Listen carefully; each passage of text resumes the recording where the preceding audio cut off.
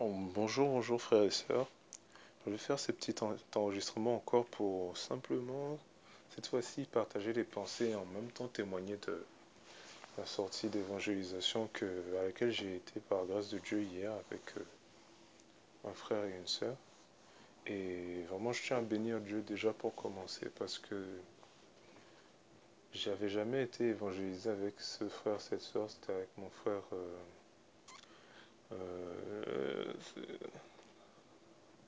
Pierre-Jean et ma sœur Jamie. Et je rends grâce simplement à Dieu de ce que on s'est rencontrés. On a d'abord pris le temps avec Pierre-Jean de faire amplement connaissance. On a échangé sur depuis quand est-ce qu'on était dans le Seigneur, comment est-ce qu'on vivait la foi et puis on a partagé nos expériences de Kickstart. On s'est vraiment encouragé. Et chose qu'il faut pas que j'oublie de dire, c'est que en fait hier il a fait très très moche et il a plu pendant quasiment toute l'évangélisation. Et ce qui a été encourageant pour moi, c'est de voir que mon frère et ma soeur sont quand même venus en fait. Alors qu'il faisait moche toute la journée, on allait un peu là-bas en sachant qu'il faisait pas très beau. On allait à la on est allé à la place de République. Et là, on a commencé avec Pierre-Jean d'abord, le temps que Jamie arrive, à commencer par se diriger vers un groupe de jeunes en fait. Et en arrivant vers ce groupe de jeunes, on a simplement demandé alors, est-ce que vous avez une douleur quelque part? Question bizarre, mais on va vous la poser. Et dès qu'on a posé cette question, en fait, il y avait un jeune dans le groupe qui, semble-t-il, m'a reconnu parce que j'étais déjà venu sur la place de la République une fois pour prêcher l'évangile également. Il a commencé à témoigner aux autres. Il a dit, ah, eux, c'est des guérisseurs. La dernière fois, ils ont guéri deux de mes amis et tout. Et dès lors, il leur disait, ben, si vous avez une douleur, franchement, ils peuvent vous guérir et tout. Ils peuvent vous guérir et tout. Et dans le groupe, en fait, ça a permis aux autres jeunes simplement de s'ouvrir. Il y en a deux qui sont venus vers nous. L'un avait mal au pied, l'autre mal au dos. Et celui qui avait mal au pied est venu en premier, nous a dit qu'il avait une douleur dans le pied. On a prié pour son pied. Au bout de deux fois, ça semblait aller mieux. Il était très reconnaissant. Et le deuxième avait mal au dos. Et lui, il nous a expliqué que dès qu'on l'a touché, en fait, il a senti comme quelque chose sortir, bouger en lui. Et on a repris pour lui une deuxième fois. Il n'avait plus du tout mal. Et d'ailleurs, ça a été en fait pour nous l'occasion de préciser que ce n'est pas un message de guérison. Nous ne sommes pas des guérisseurs et nous n'avons aucun pouvoir, mais nous rendons complètement toute la gloire au Seigneur Jésus-Christ. Que nous marchons simplement dans l'obéissance. Que s'ils expérimentent cette guérison, ce n'est pas lié à notre capacité ou quoi que ce soit, c'est simplement Jésus-Christ qui démontre envers eux en fait sa puissance et qui démontre envers eux qu'il les aime. Pourquoi? Parce que Jésus-Christ a pris à la croix en fait nos péchés mais également nos infirmités. Et on a passé un bon moment surtout avec le jeune homme qui avait mal au dos parce il nous a confié qu'il venait tout simplement de se faire baptiser d'eau. Il fait partie d'une église orthodoxe et il nous disait qu'il croyait en ces choses-là. Et ça a été l'occasion pour nous de prendre son contact simplement. Il nous a aussi partagé des liens de films que je n'ai pas encore regardés, des films qu'il disait allaient beaucoup nous encourager sur le fait de step in et de marcher avec le Seigneur. Il me disait que c'était des films que lorsque j'avais regardé, ils allaient encore plus me fortifier parce que ce sont des gens dans ces films qui ont fait le choix de suivre Jésus et en dépit des persécutions, mais qui vivent aussi beaucoup la gloire de Dieu. Et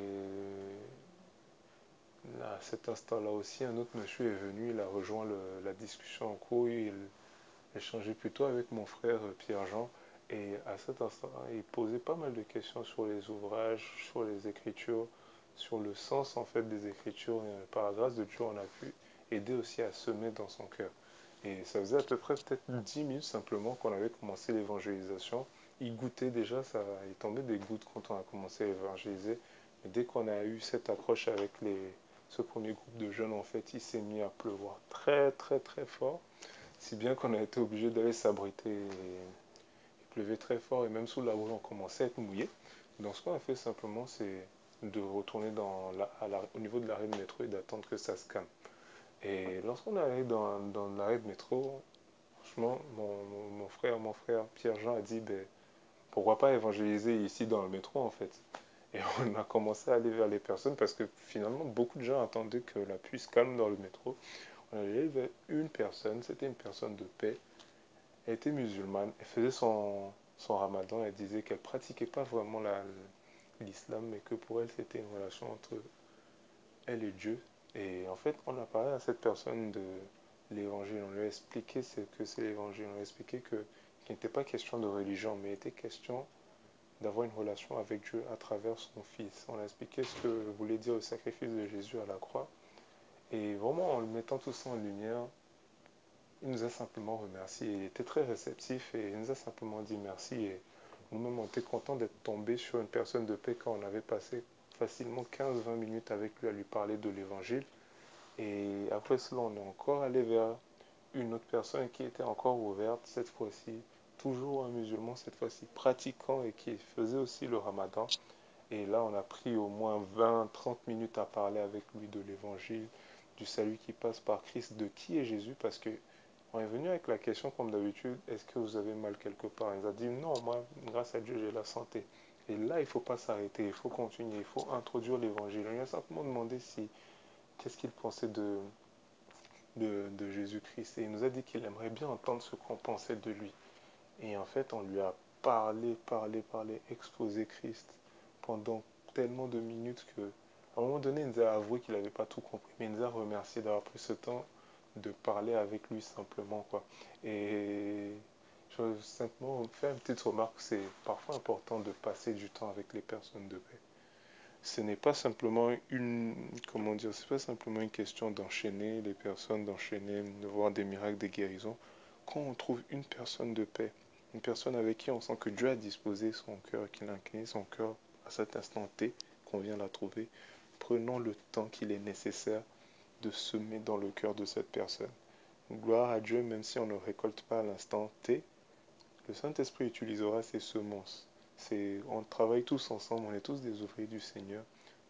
Certains sèment, d'autres viennent semer, certains vont arroser, mais c'est Dieu qui permet que la semence puisse croître.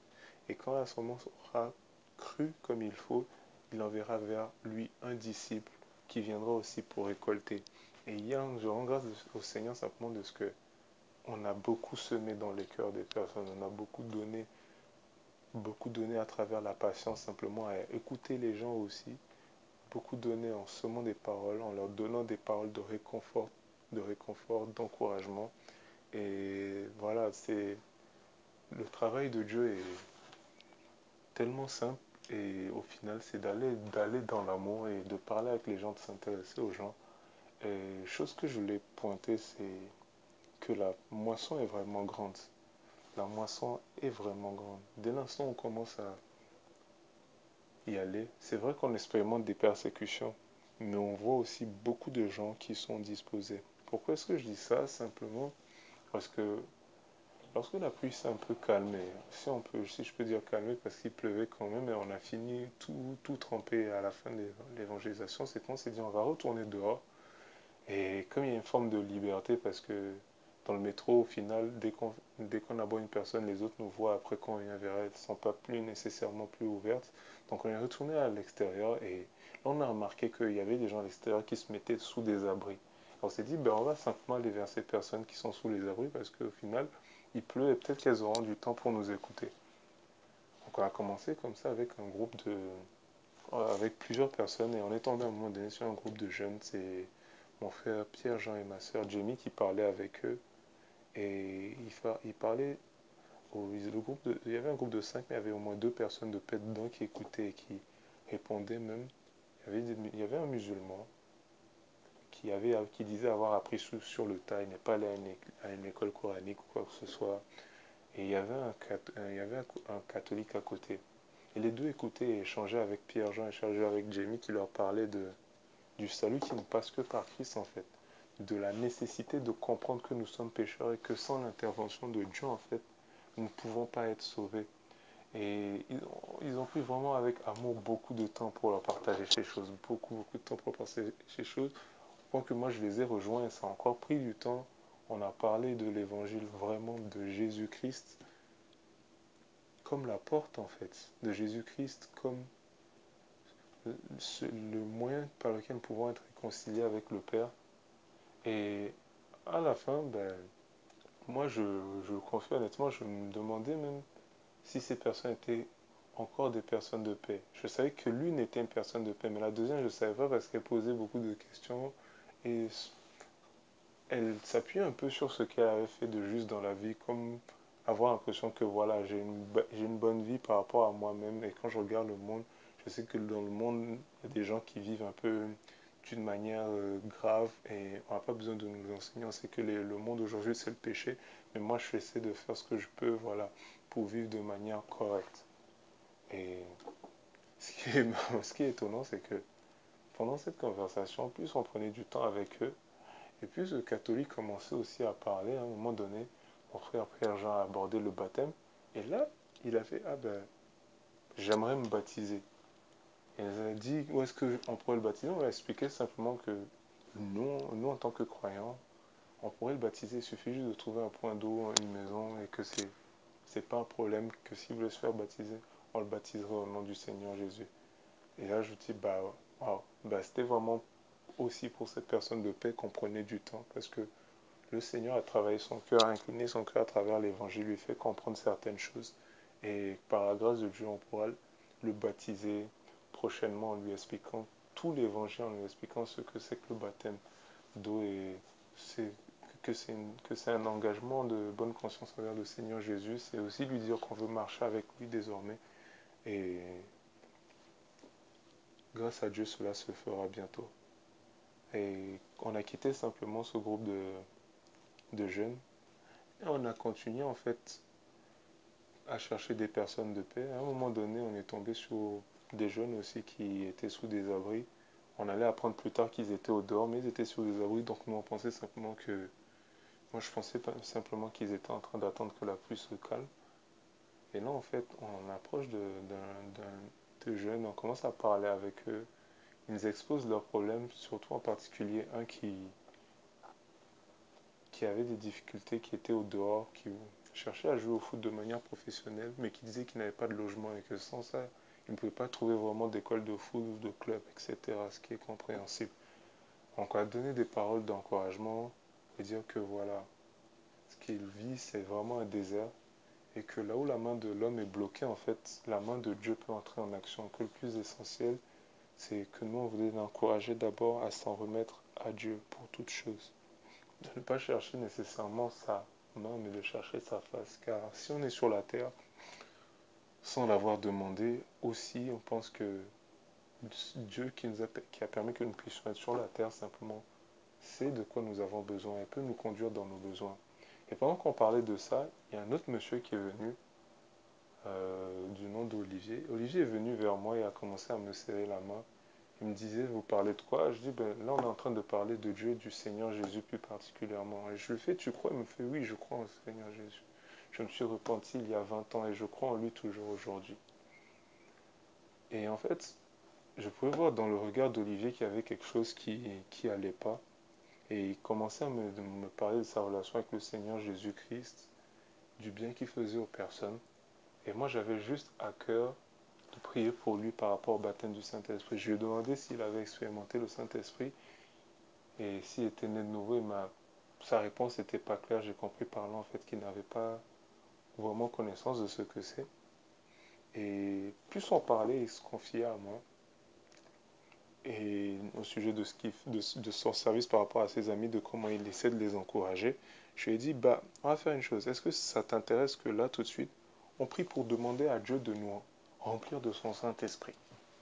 Il me dit oui. Du coup, on s'attrape les mains, on commence à prier tout simplement. On invite la présence du Saint-Esprit. Et à un moment donné, je conduis la prière, je dis, Saint-Esprit, baptise-moi, remplis-moi, touche-moi, libère-moi maintenant. Et dès qu'il a fait cette prière, je lui demande de fermer les yeux et je commence à prier pour lui. Et là, comme je ne sais pas ce qu'il convient de dire, de demander, je commence à prier en langue et j'impose les mains sur lui en fait. Et là, tout de suite, je vois la manifestation du monde spirituel. Il commence à expirer d'une manière, commence à expirer d'une manière. Et en même temps, je sais que c'est le Saint-Esprit en venant qui crée cela. Parce que c'est l'opposition entre les deux royaumes. Et quand le Saint-Esprit vient, de temps en temps, le monde spirituel du malin aussi se manifeste. Et à un moment donné, en fait, Olivier a ouvert les yeux. Et quand il a ouvert les yeux, c'était plus Olivier. Il me fixait de regard et c'était un regard menaçant, un regard qui voulait intimider. Et là, j'ai commencé simplement à chasser tout esprit, parce que même dans la conversation, Olivier m'avait dit il avait des accès de colère, des accès de violence, et qu'il voulait qu'on prie par rapport à ça.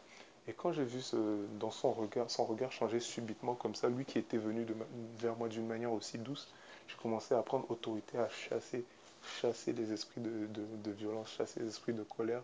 Et j'ai commencé à appeler le Saint-Esprit, à le remplir, à lui, comment dire, à produire en lui la paix, à produire en lui l'amour, à produire en lui la douceur et la patience.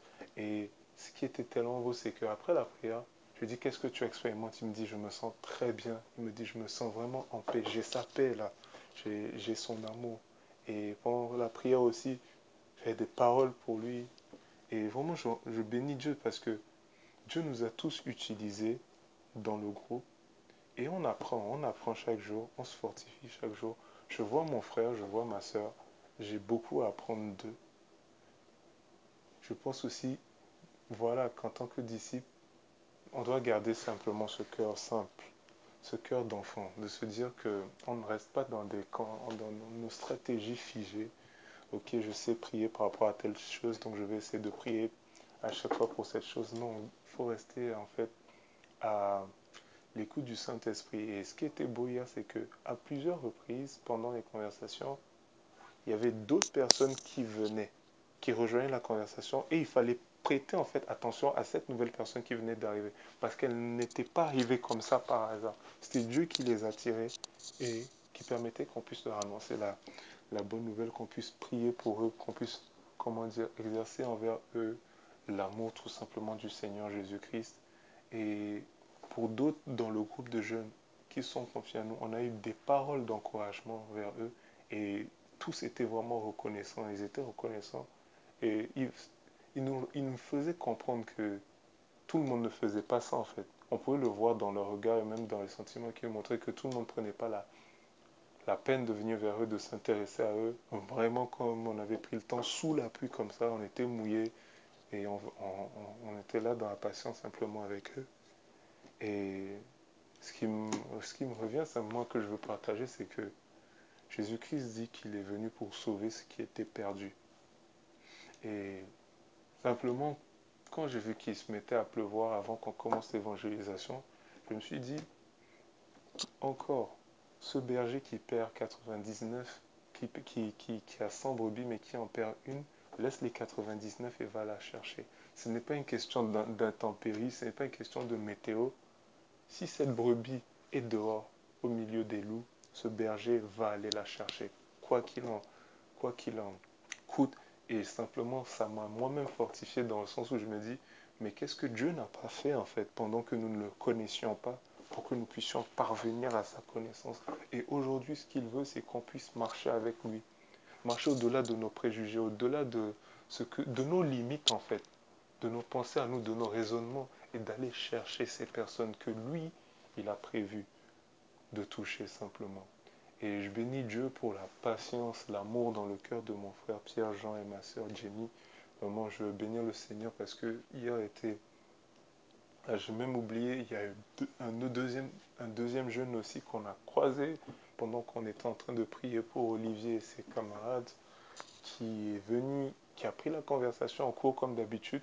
Dieu l'a amené, il a entendu parler du baptême, il nous a confessé qu'il était catholique et que pour lui aussi, qu'il voulait se baptiser. Donc pour ces personnes, en fait, on a pris leur contact et on fera grâce à Dieu, en fait, leur baptême tout simplement. Et on a pris un temps ensuite entre disciples de Christ pour prier, pour dire merci à Dieu. Merci pour ce qu'il nous avait permis d'expérimenter, de l'obéir et on s'est senti conduit, on s'est senti en fait simplement guidé par le Saint-Esprit tout au long. Quand on s'arrête et qu'on regarde à ce qui s'est passé, on se dit non, mais on a vraiment été conduit par le Saint-Esprit. Et c'est un message que je voulais simplement donner à toute personne qui veut se lancer, qui souhaite se lancer dans l'évangélisation. y aller avec les sentiments de Christ, y aller avec les disciples qui veulent simplement y aller et garder les choses simples. On n'a pas de pouvoir, on n'a pas de, comment dire, on a juste Jésus. On a juste Jésus en nous et c'est lui qu'on veut communiquer aux personnes. Et voilà, un long message d'encouragement, mais que Dieu seul soit glorifié et demeurez bénis, frères et sœurs.